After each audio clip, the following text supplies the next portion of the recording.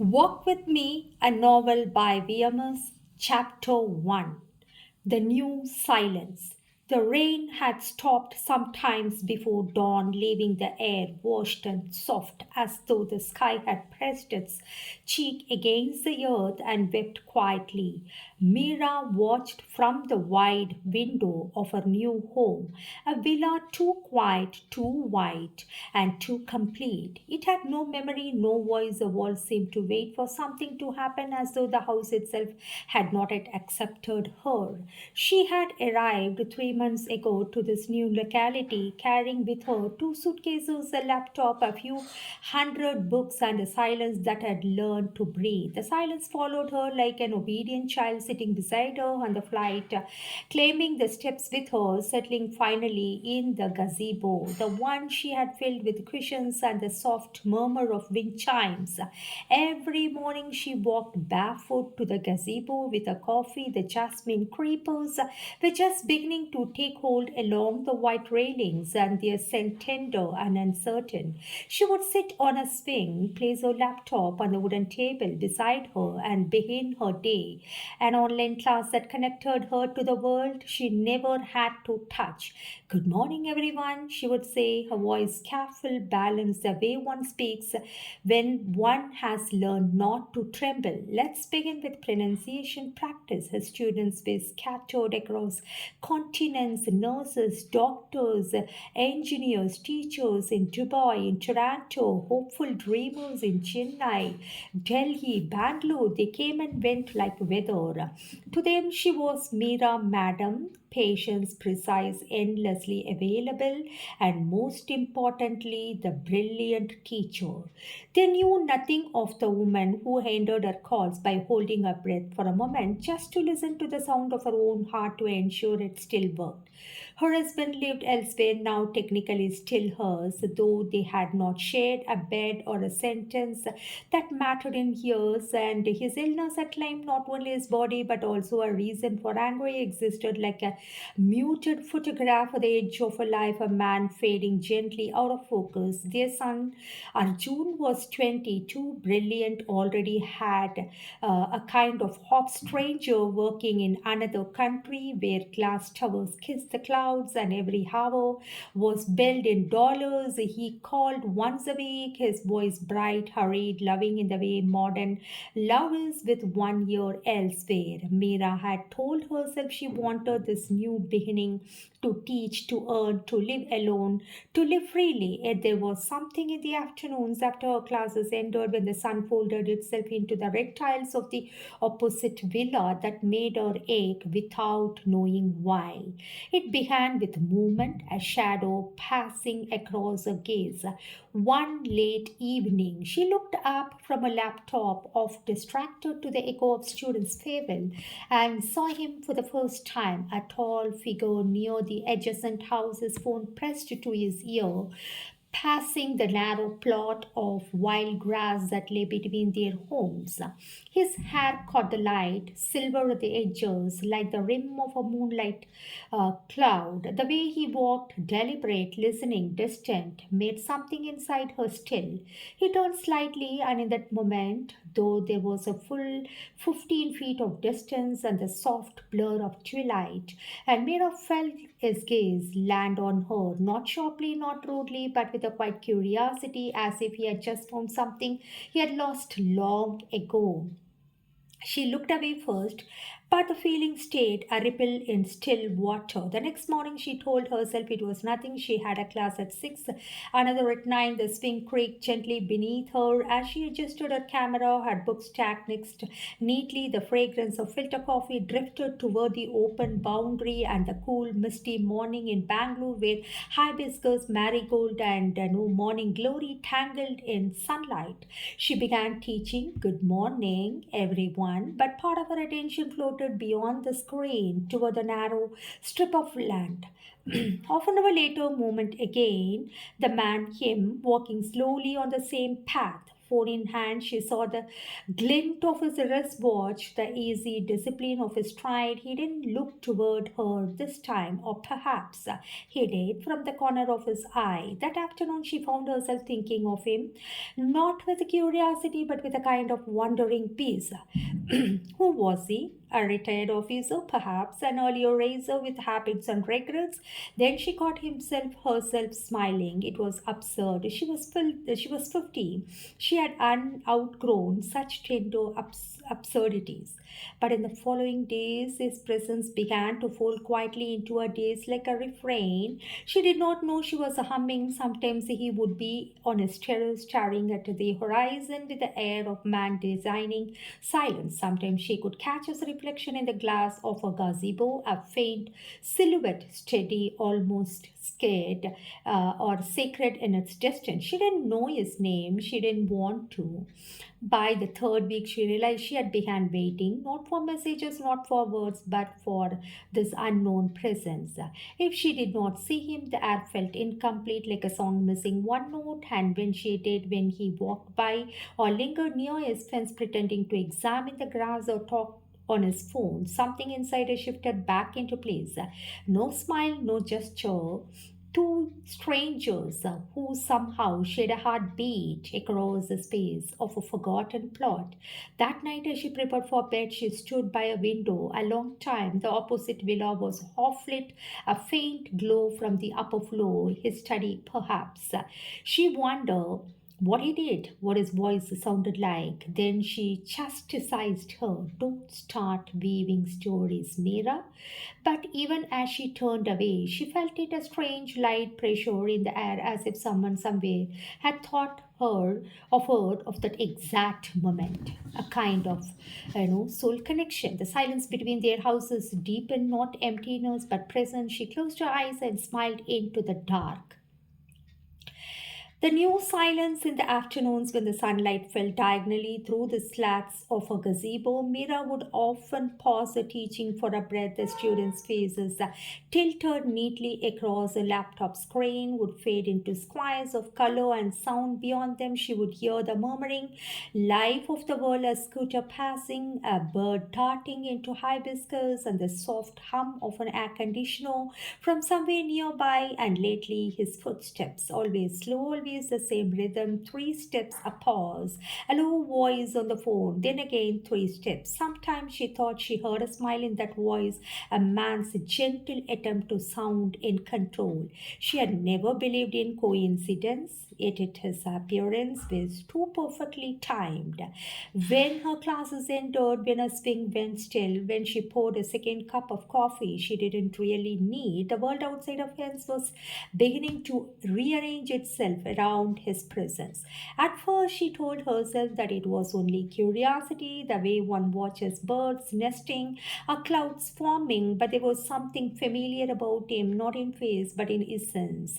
That quietness, that private way of existing. Sometimes, in the silence between her own sentences, she would imagine what kind of man he might be, a widower, perhaps, who had forgotten how to speak softly, or someone who had built too many things in life and lost track of what they were meant to hold. She imagined him reading, writing, maybe drawing on a drafting board because his movements had that precision, measured, careful, almost architectural.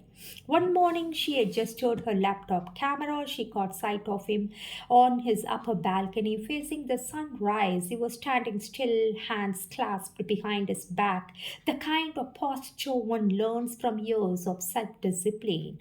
The light fell across his profile, strong, clean lines, the glint of silver hair. She found herself watching longer than she should have. For a fleeting moment, he turned, his eyes meeting hers so directly that she felt as though the air between them had thinned. It was only a second, but the second seemed to expand, to gather into all the unspoken things that she had never allowed herself to feel. When she looked away, she realized her pulse had changed rhythm. That night she could not sleep. The rain returned, soft, intermittent, tapping on her windows like half forgotten memory. She lay awake thinking about how life had grown smaller, more efficient, her classes, her earnings, her routines, a woman existing neatly within the four edges of a screen. And yet, somewhere beside that screen, another story had begun, one that could not be typed or spoken aloud. She remembered husband, the years of effort, of devotion unacknowledged, of care that became duty. His illness had stripped him of cruelty that made it harder to hate him. Now he was simply a man waiting for his breath to tire of him. She felt guilty for her relief and lonelier for it. In her younger days, Mira had believed love was meant to be loud, gestures, promises, music. She now knew it could also be made of silence, a quiet awareness that lived beneath the skin, not asking for fulfillment, only recognition. And that was what she felt now, not desire, not longing, but recognition. As though something in her hand finally found its reflection and was afraid to touch it. Days passed, her schedule remained the same. Morning classes, lunch, rest, evening lessons, at every hour carried an undercurrent of expectation. Even her students began to notice a kind of change. You sound happier these days, madam, one of them said on video, laughing. New place treating you well. Keep it up, ma'am. She smiled faintly. Maybe it's the air here, maybe it is just quiet. And they would never understand. How could they? How could she explain that her happiness was not in any event, but in the presence that could not be named? Sometimes, while speaking to her students about communication, about tone, pauses, and listening, she would think of him, and would it be like to hear his voice without the glass wall of distance? Would he sound, how would he sound? What kind? Own, careful, like she was. She imagined his words like architecture, deliberate, measured, made to last, and then she would laugh at herself, alone in the gazebo, half ashamed, half alive. One evening, she finished her last class early. The sky was a kind of bruised gold, the light turning liquid across the pavement, and she took a coffee and sat on the swing, letting the rhythm soothe the bones. And he was there, walking again on the open plot. Phone to his ear, she could see him clearly now, a pale blue jeans and white shirt, sleeves rolled up, a small tilt of the head. As he listened to someone as though he did not look at her directly, she could feel it, that subtle awareness that they were sharing in the same air. He paused, perhaps to listen more closely. The silence between his sentences felt oddly musical, and then, without knowing why, Mira whispered into the emptiness, I hear you. She smiled at herself, shook her head, and closed her eyes. But somewhere on the other side of the plot, the man paused too, as if a thread of sound too faint for the world had reached him. That night, when she sat by her window, she could see his study light still on. It was past midnight. She imagined him working, drawing, reading, maybe simply thinking. She wished him peace silently, the way one prays for a stranger whose story one will never know. And for the first time in many years, she fell asleep without the weight of tomorrow. The next chapter, the man who measures space. Rajiv had always trusted distances. He was an architect. He believed that beauty depended on space, not structure. A wall was only as honest as the air it enclosed. After 28 years, he had lived by blueprints, lines, angles, ratios, load bearing truths. Yet lately something had begun to shift. The precision that once steadied him now felt hollow, like a familiar prayer said without faith. From the third floor study of his villa, he could see the curve of the road, the symmetry of the neighboring roofs, the disciplined sameness of a gated community that promised peace through predictability. He had chosen this place for its quiet, for the illusion that life could be planned like architecture. He had not expected the woman in the gazebo. The first time he noticed her, it was by accident. He was pacing along the boundary line between his home and the one next door, phone pressed to his ear, listening to a contractor complain about the supply delays. The argument had bored him, everything did these days. And then he saw movement, a flash of color, a hand gesturing mid-air, a voice, soft but certain, raising from the open gazebo next door. Her voice measured, clear, like someone used to, explaining the world gently.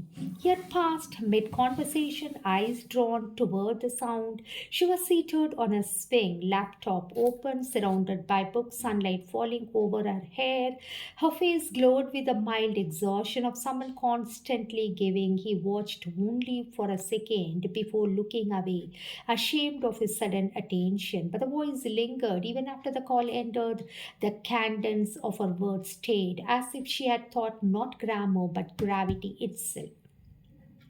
For weeks afterwards, he pretended indifference and he would tell himself he was merely walking, merely thinking, yet every path, every pass seemed to lead him back to the narrow plot between their houses, a strip of earth the builders had never bothered to landscape. He found excuses to be there, checking his phone signal, talking to clients, watering the edge of his lawn.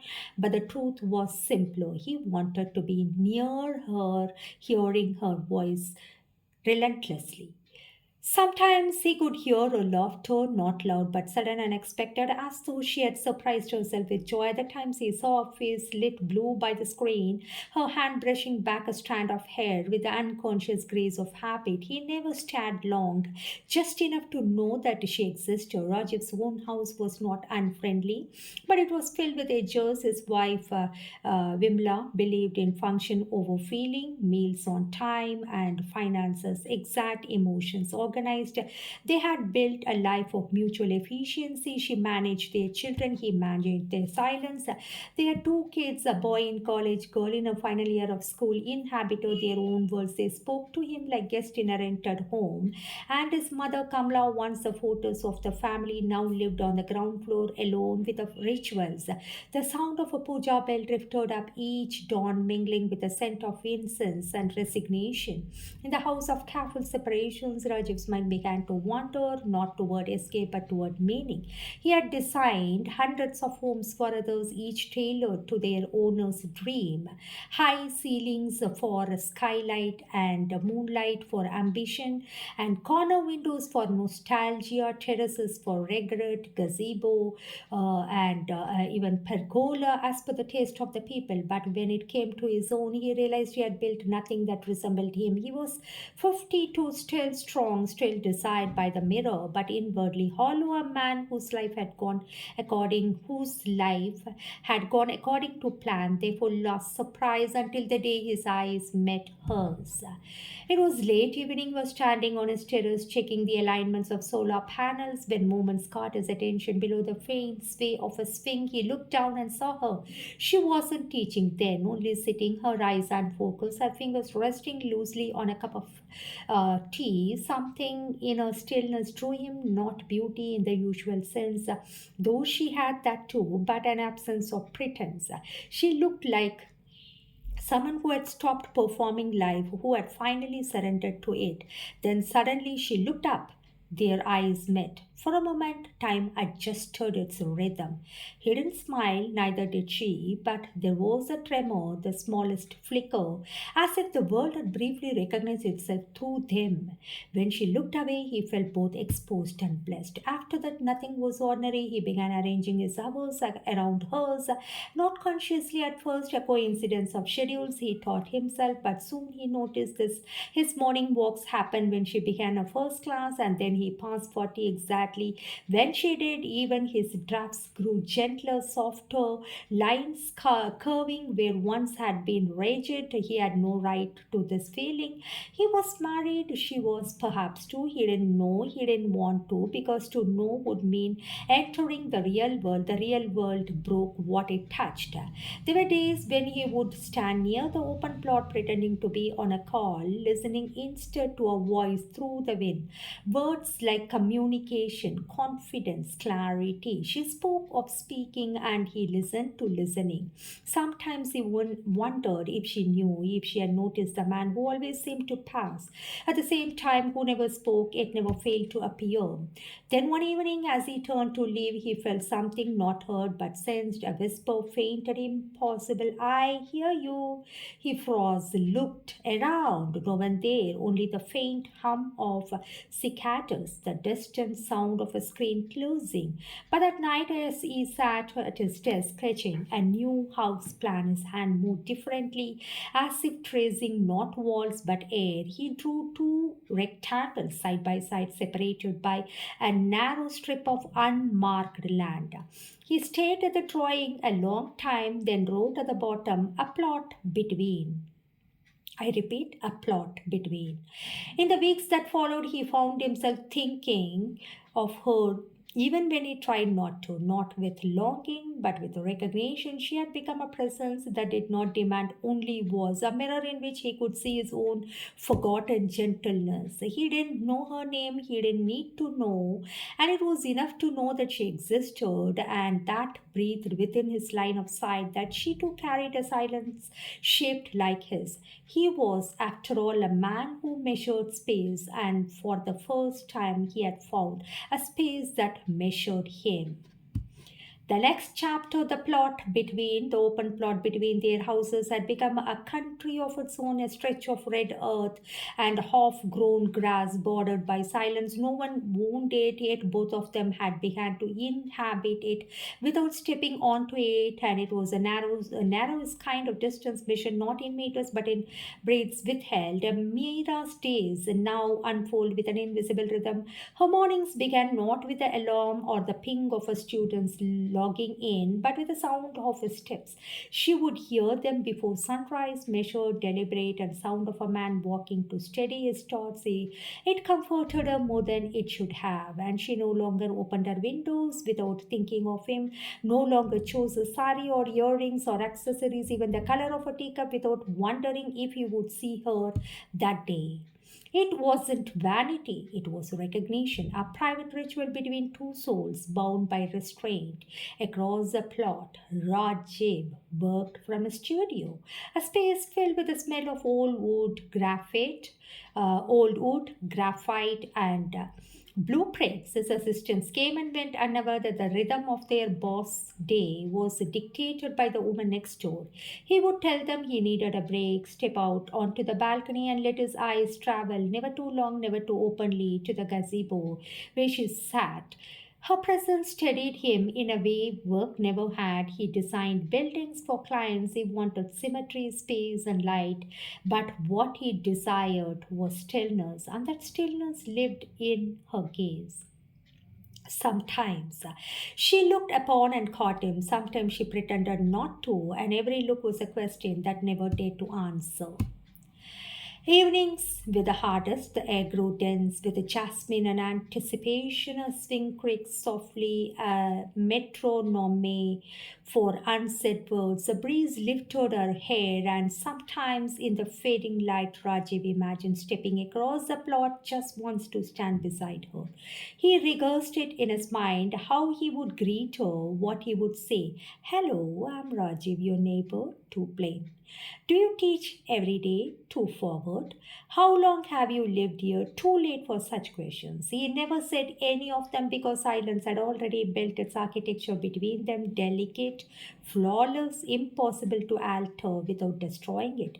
For Mira, the silence was both a wound and a sanctuary. Sometimes in the middle of her online classes, she would feel his gaze on her, invisible yet certain as sunlight. Her voice would tremble slightly, her breath catch mid sentence. Once she stopped a lecture halfway through, pretending the Wi Fi had dropped just to compose herself. After class, she stood by the fence and watched his window glow with light. A part of her wanted to curse her own weakness, to remind herself she was 50, a mother, a wife, still bound by duty and habit.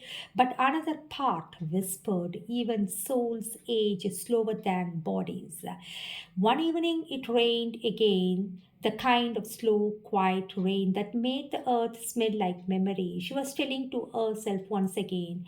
Even souls age slower than bodies. Mira sat in a gazebo, a shawl around her shoulders, a swing moving gently. Her husband was upstairs, asleep after medication. The house was wrapped in its usual silence. Then lightning flashed for a brief second. A plot lit up, and she saw him standing there under an umbrella, looking directly at her.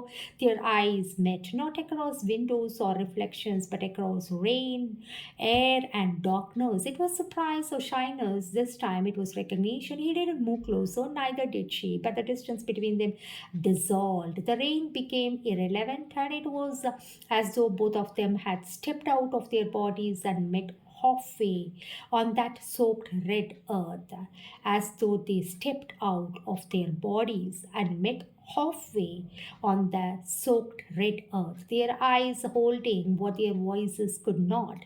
Then he nodded a faint, almost reverent gesture and turned away. She watched until his silhouette disappeared into the dark. That night she couldn't stop trembling, not from cold, but from the intensity of something sacred and forbidden. She lay awake listening to the rain, every drop striking her roof like a pitter patter raindrop, a heartbeat, and she thought of his eyes, how they had held both apology and invitation, and she wondered what it meant to love someone not with touch, not with speech, but with a restraint so strong it burned. Her son's photo in a room reminded her that she is a mother and smiling young, the proof of a life built on reason and duty. But she felt like she was living in another realm now, one that did not recognize logic. In that realm, there were no rules, no names, only recognition and ache.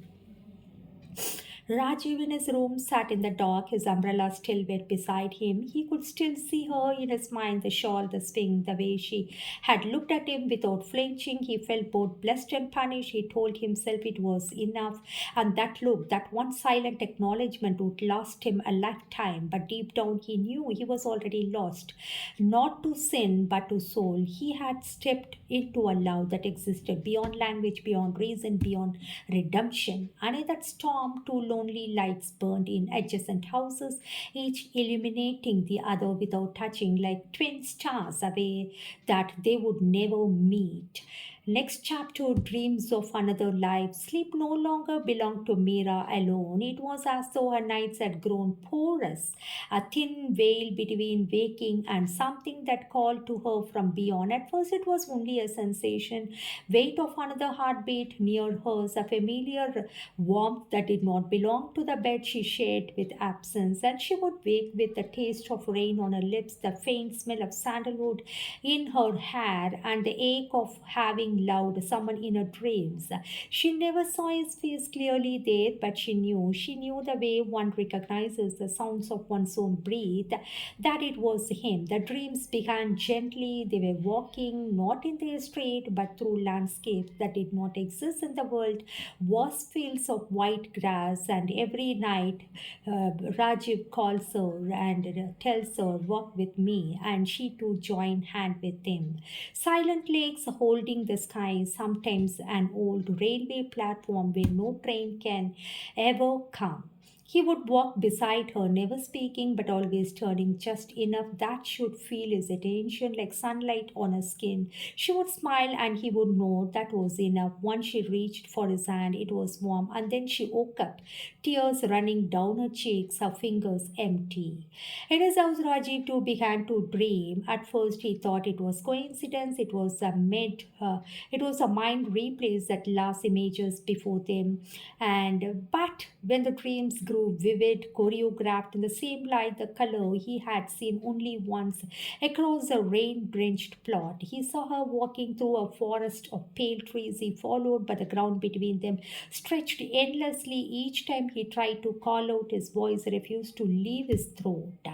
When he woke, his hands were trembling, pillow damp. His wife slept beside him, turned away, breathing softly. The quietness of that room became unbearable. He got up, went to the balcony, looked toward her house. One light still glowed in a window.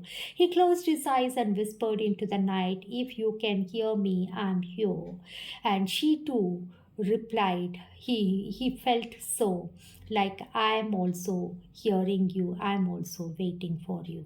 For weeks, their dreams grew into a secret parallel life. They traveled to places they had never seen, the banks of the river, in mist an abandoned temple at dawn, a city square flooded with golden light. In each dream, they were together, moving in perfect silence, spending time and having their own happiness and peace. Sometimes he carried a shawl, sometimes she held his drawing tools, and there was no need for speed. The soul, when it finally recognizes its mirror, doesn't ask for words.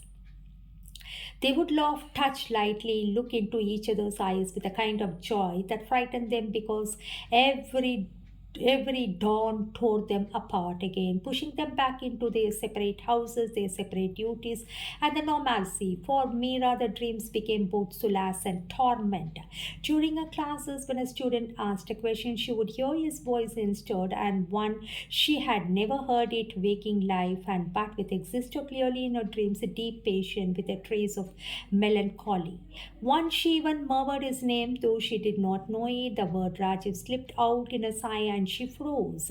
Where had that come from? How could she know something never spoken? It frightened her, but she also felt blessed. She began to write the name secretly in a notebook in the margins beside her lesson plans, as if writing a prayer. Across the wall, Rajiv was stretching his face, her face, sketching her face. He didn't mean to. He had started with the outline of a new building, but the lines curved into her eyes, her lips, the soft fall of her hair. And when he realized what he had done, he did not erase it. He simply placed the paper in a drawer and locked it secretly. In the following nights, the dreams deepened. They were no longer walking, they were living, cooking. They were no longer walking. They were living, cooking, reading, laughing at nothing, her hand resting on his chest as if he had always belonged there. There was no guilt in those dreams, only peace, the kind of peace neither of them had known in their waking lives. And it felt as if somewhere beyond time they were already together, and this life with all its rules and fences was merely the shadow of what was true. One dawn, Mira woke up to find her cheeks wet again. She sat at her desk, staring out the window. The light was still. A sudden wind rustled the trees, and she saw him standing on his balcony, his eyes lifting toward hers. No smile, no gesture, but both of them knew they had shared the same dream. He touched his chest lightly, not a wave, not a signal, just a quiet acknowledgement, as if saying, I remember. She closed her eyes, whispered the same. In that moment, the world felt transparent, as though everything that separated them had turned into light. That night, neither could sleep. For Mira, the silence of her house was heavy. Her husband's breathing upstairs sounded like a clock ticking toward eternity. Her son's absence hung like a void she could never fill. And she sat in the gazebo, staring at the moon somewhere across the plot. She knew he was awake too. She thought of all the years she had lived without even feeling seen, all the years of being beautiful, composed, invisible, and now, just as her body had begun to age, just as she had stopped expecting anything from life, the universe had whispered, wait, not it. You are not aged. You can expect and you can live your life. Love had found her again, not to claim but to awaken. In his study, Rajiv opened his diary, something he had not done in years, and he wrote only one line. We meet every night in the world that doesn't exist. Walk with me, Mira. Then he closed it as if sealing a secret that could destroy everything, yet save something even more precious, his soul. And so, night after night, they walked together in the realm that asked for nothing but presence and love that did not need to touch a collection that no one could witness, name, or serve. Two bodies in two houses, but one current running through their dreams, quite endless, luminous. They no longer feared aging, nor death, nor the loneliness of marriage, because somewhere beyond time and duty they were already walking together. And next chapter, dreams of another life and the breach. The line between day and night had begun to blur. Mira found herself walking to a gazebo earlier than usual, adjusting her chair, arranging her books, not for her students, but for the possibility of seeing him, catching a glimpse of him. Not consciously, she told herself, but every step betrayed the truth, a rhythm her heart had memorized without permission. And there he was, the first time she caught him in full daylight. Her breath stilled. He was walking onto the open plot, phone in hand, as always, but something about his gaze, flicking sharp yet hesitant, made her feel exposed, as if he knew she had been thinking of him, waiting for him. They did not speak, they never spoke, but their eyes met and the air between them shimmered. A spark had leapt from the secret world of dreams into the harsh light of reality. The breach was subtle at first. Amira noticed it in the small things, the way his shadow fell on the boundary wall slightly longer than usual, hinting at a pause he hadn't taken before, the subtle hesitance in his walk, as if he too were aware that something was changing. Her own body betrayed her. Hands that had been steady for decades trembled slightly when she moved books on the table. Heart breaks, heartbeats, and once predictable now raised at the sight of him. Even her voice changed in class. Students remarked on her pauses, the faint tremor she could not hide. She tried to laugh it off, just fatigue, but she knew it was more than that. Raju felt it too. They spent walking, pretending to talk on the phone, became exercises in self restraint, began to notice details that had escaped him before, the way her fingers lingered on the edge of her cup, the slope of her shoulder as she leaned into a laptop, the way her hair caught the light of the setting sun. He was an architect, but no blueprint could prepare him for the architecture of her presence.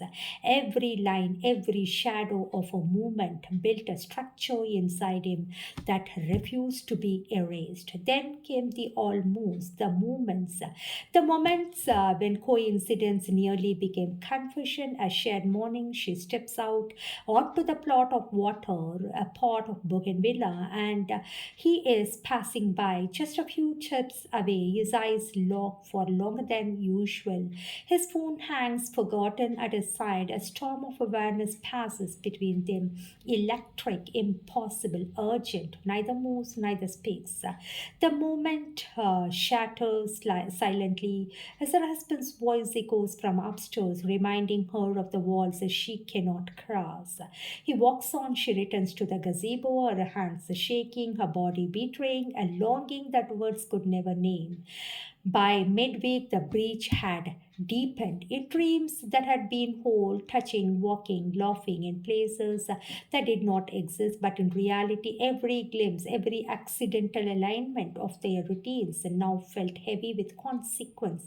She started noticing small truths she could not name, the pull in her chest when he wasn't there, the ache in her limbs when he paused on the plot, just not enough for her to see him. He too began to live a dual rhythm, one part devoted to duty, to his family, to the house he had designed but could not inhabit fully, the other part consumed by her presence, by the knowledge the world he had built so carefully was inadequate to hold the weight of this feeling. One evening, the breach became almost unbearable. Rain drizzled down the street, blotting the world into grey and silver. Mira sat on the swing, the shawl wrapped tightly around her shoulders, her coffee cooling beside her. She caught him passing below, and she caught him pacing below, umbrella folded, hands in pockets, a solitary figure against the wet earth. For the first time, their gazes met so closely and did not break. Something trembled in that moment, recognition, desire, desperation. Perhaps all of it. Her body stiffened, his pulse, she imagined, must have raised too. She had always told herself restraint was sacred, but the longing pressed against her ribs, insistent and unrelenting. He turned slightly away that she was watching. She caught a breath, and then he walked away. The world reasserted itself, the shadow of duty, weight of responsibility rules neither could break. But the breach remained. That night, Mira lay awake, staring at the ceiling.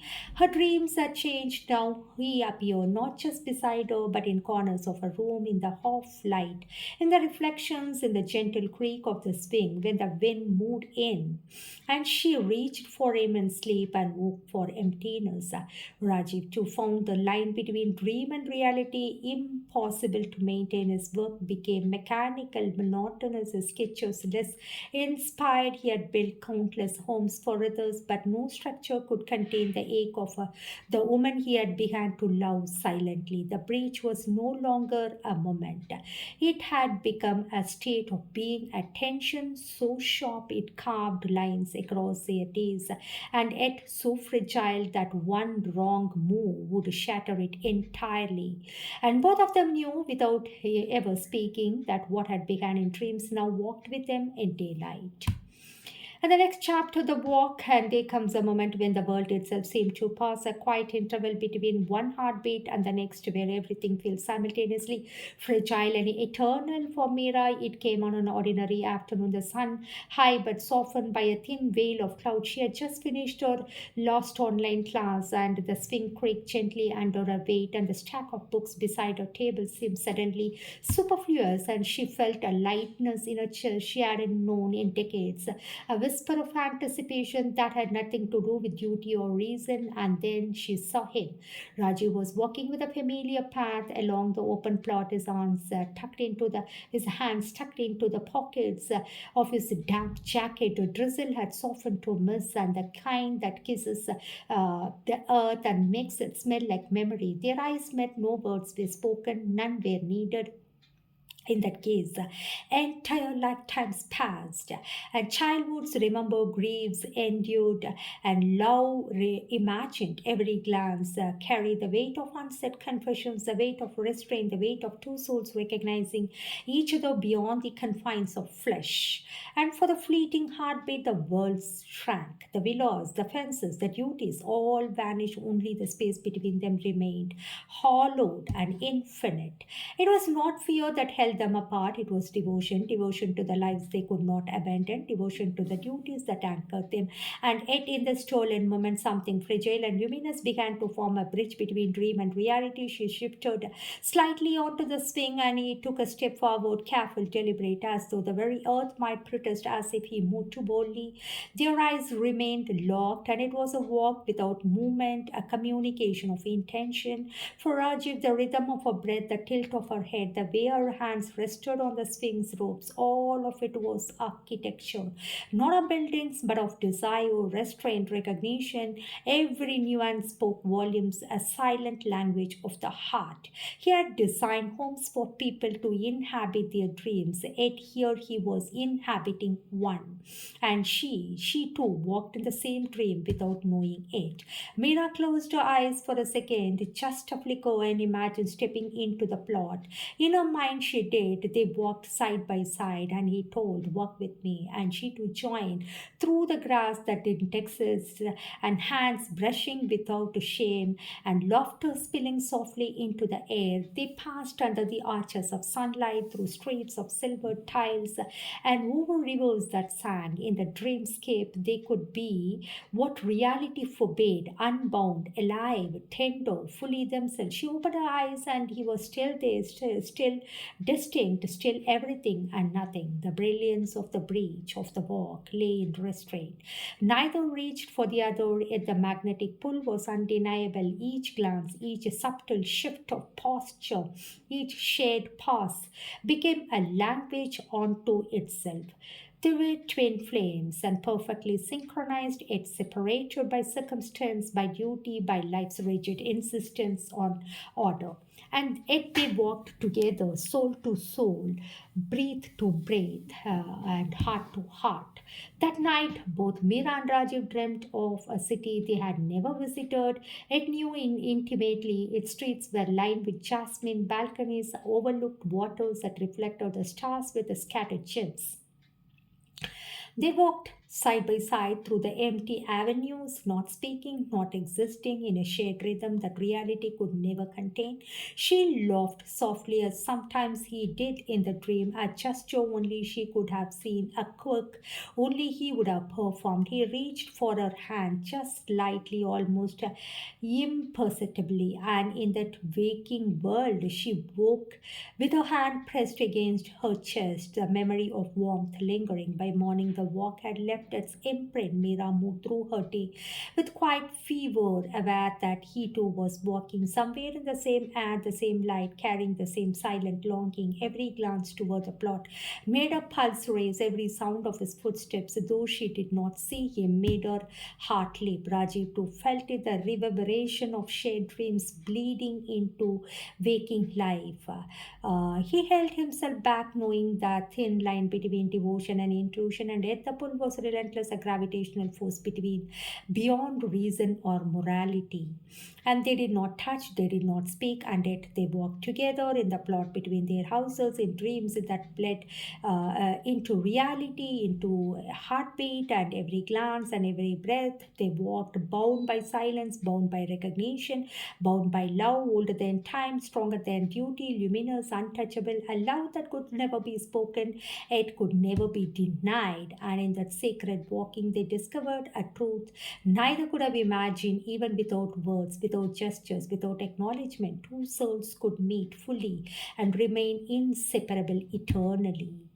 And the next chapter, Unseen Hand, it was the invisible force of light, the unseen hand that had begun to shape their days. For weeks, the universe seemed to conspire to bring them close, yet never to allow crossing. And the sun would tilt just so, illuminating the gazebo and the open plot in the same golden light. A bird would land, startling her only to reveal that he had passed for the same brief moment. And caught by some silent rhythm, it was no longer coincidence. Mira noticed at first in the same small gesture that should have meant nothing, a shadow moving across the lawn where she thought herself alone, a pause in the window as though the air itself gathered to witness, a scent of sandalwood that lingered long after she had brewed her coffee. Her pulse, steady for decades, now raised at the slightest hint of his presence. She caught herself imagining the sound of his voice, though she had never heard it so closely and so clearly in its waking life. And yet she would not move, she would not speak. And the word demander restrained her son, her husband, the life she had built. All insisted and she obeyed. And every glance, every pause, every brush of the wind seemed orchestrated by some unseen hand, a silent guide that whispered, watch, wait, and remember. Raji felt the same orchestration. He worked the plot ostensibly to call contractors, to check measurements, to maintain appearances. But the truth was more delicate. He walked to feel a presence, not to speak, not to intrude, only to be there, to make his presence where the unseen hand had already aligned them. Each step felt preordained. Each pass held a conversation, and that could not be uttered aloud. He began leaving his phone intentionally on the balcony, pretending to take calls, while his eyes remained trained on a moment's every glance of hers, brief, cautious, mistakable, and sent a jolt through him like an electric wire strung invisibly between them. It was during one of these quiet afternoons, the first near encounter record, Mira had stepped onto the plot, watering a cluster of bougainvillea. Rain had ceased, leaving the earth soft and perfumed. Raji was pacing, phone in his hand, pretending to talk to a client. His eyes met. The world seemed to still, the breeze, the birds, even the faint hum of distant traffic fading into silence. He stopped mid-step, unsure whether to speak, to move, to risk everything. She froze, heart hammering, it rooted to the ground, a silent participant in the shared choreography. And then the world asserted itself. A neighbor's dog barked, a car passed on the distant street, and the moment shattered, neither moved closer nor spoke. But the unseen hand had marked the moment, and both knew it. Days passed with a strange tension that neither could name. Mira began to feel the weight of anticipation in her muscles, a longing that pulsed through her fingertips, and she caught herself rehearsing what she would do if the barrier between them vanished, if all the rules collapsed. And yet the rehearsal was just that rehearsal, and she did not act, she could not. Rajiv's evenings were haunted by similar tension. He imagined stepping across the plot, reaching reaching for her hand, letting her feel the echo of his own restraint. He couldn't. Every fiber of his being screamed to touch, to speak, to disrupt the fragile perfection of their silent alignment. Instead, he walked, measured, passed, and retreated. Even in their dreams, that tension had grown. They walked through cities and didn't exist, through gardens but bloomed only at the intersection of memory and longing. Sometimes in the dream they could touch a hand brushed against a shoulder, a glance become a smile, yet upon walking the ache returned. Reality had drawn the line again, applaud the friends, the walls of their own lives, and it was as if the unseen had created a bridge too delicate to cross, yet strong enough to tether them together eternally. And then the small signs began to appear, the swing that creaked in the breeze even when no wind blew, the book that fell slightly off the table only to reveal a note that she had written and forgotten, the faint scent of rain mingled with something she couldn't place, as if he had passed unseen and yet left a trace. Each of these signs carried a message, only they understood it. By nightfall, the tension had transformed into something almost unbearable. Mira lay in bed staring at the ceiling, her son's voice on the video call with his friend, and no, he just called both his parents and no, breathing softly nearby, sharing some moment. And later, the familiar shadows of the room all failed to anchor her mind, body, and heart. But elsewhere, Rajiv too could not sleep. He stood by his balcony, eyes straining toward the faint glow of a window, wanted to speak, to read, to break the spell of restraint, but the unseen hand, invisible yet absolute, held him back. And in that moment, both knew the world could not touch when they shared, and no one could name it, and no one could unite or serve it. It existed, luminous, fragile, between the pulse of dream and weight of reality. They walked together, silently, invisibly, eternally, held by the unseen hand that orchestrated every glance, every pass, and every heartbeat. Next chapter, fractures and longings there between their houses that began to hum with absence and presence at the same time. Mira felt it first, a small fracture of her life, daily life. Her hands trembled slightly while typing, not from age but of anticipation. The stack of books on a table seemed to be leaned toward her, as if sensing the pull that tugged at her heart.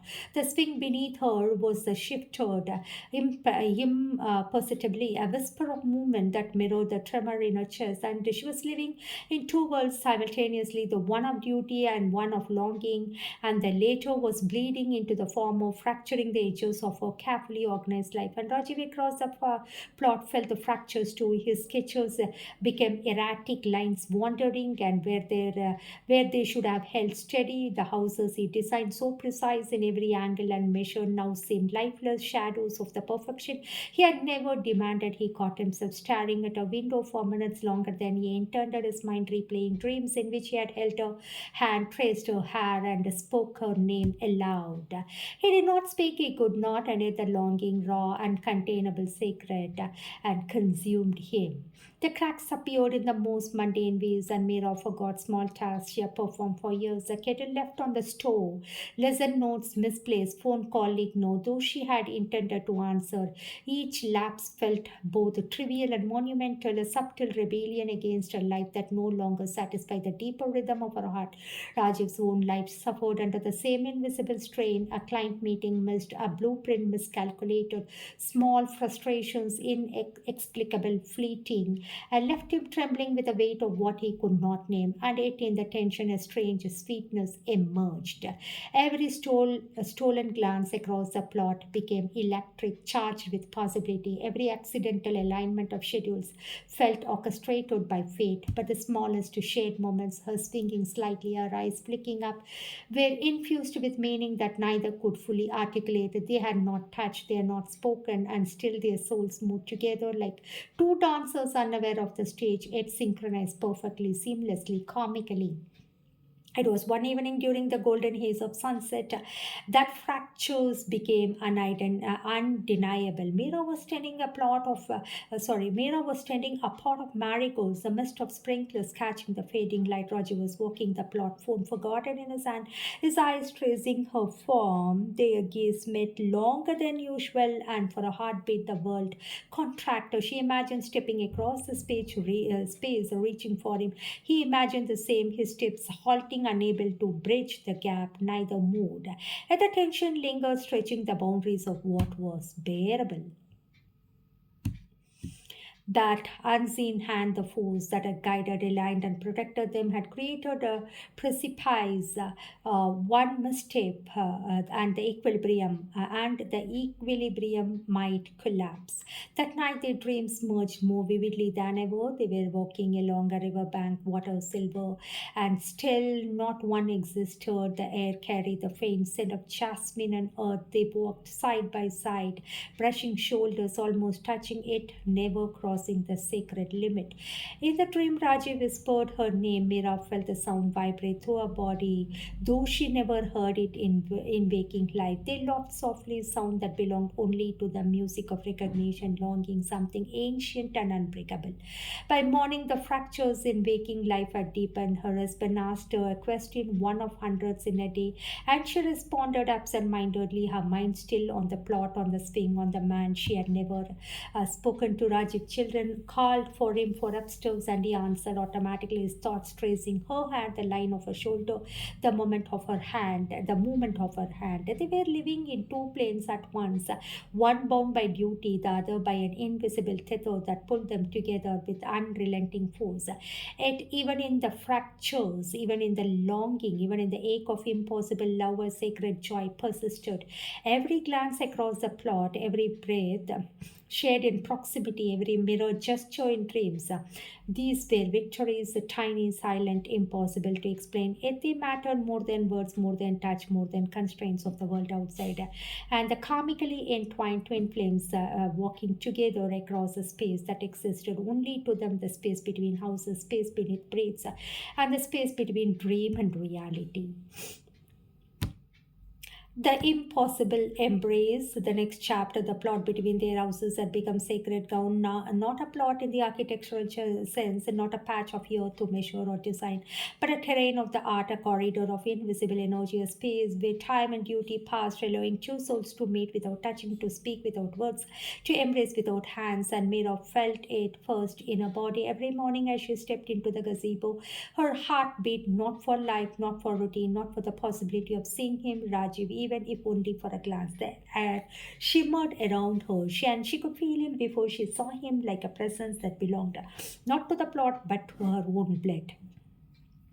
Rajiv knew it too. He could not explain it. The pull, the gravity, ache of absence that became almost unbearable, and she was in view. He walked along the familiar strip of land, pretending it, check into phone, to pace, to manage business. Yet each step was a measured and invisible rhythm of her heartbeat. The impossible embrace was not something they sought, and they could not. It existed only in the space between it. The glance held to long breath and pass, and the same instant, and the weightless recognition, and fully by another. That evening, universe seemed to bend toward them. Sun dripped low, scattering light across the plot, igniting the dust into gold. Mira sat on a swing, shawl tight around her shoulders, her hands trembling as she held her coffee mug, and Raji walked past, pretending to be observed, and yet his gaze never felt, never left, and his eyes met. Not a glance, not a momentary flicker, but a meeting of souls. She felt warmth bloom in her chest, spreading outward. Even though she did not move, he felt the echo of her breath, the pull of her being, and even though he did not step closer, for an impossible instant, they were together. Dreams and reality overlapped in her mind. She walked toward him, and in his mind, he reached for her and he told her, "Work with me." Fingers brushed in the dream, and she worked with him and pressed her hand pressed against her chest as if holding the echo of his touch. He woke with the memory of her warmth lingering on his palm. The impossible embrace that left traces, tiny, invisible, unnameable, and yet undeniable. The tension between is unbearable, and Mira's son called from the US say her husband's shadow moved in the house. Rajiv's children chattered upstairs. Every sound, every moment, every reminder of life's demands was a thorn pressed between against a soft wound of longing that had taken residence in their hearts. And yet neither could break the rhythm, neither could retreat it. And the invisible tether, the karmic bond that had guided them through years of quiet observation, through dreams, and through unspoken recognition, held firm. It was old love that is longer, stronger than duty, more enduring than silence, and they embrace impossibly, beautifully, eternally, not with hands, not with lips, not with voices, but with the full weight of their souls, with a quiet language of breath, of gaze, of pulse, with recognition, understanding, longing and surrender. The plot between their houses shimmered with the memory of their sacred act. The air itself seemed to hum with the echo of their hearts walking together, rhythm that no one could else perceive. In their dreams, they walked again. In daylight, they lingered in glances. In the quiet spaces of light, they found each other. Always remembered to love without possession, to desire without intrusion, and to exist without touching.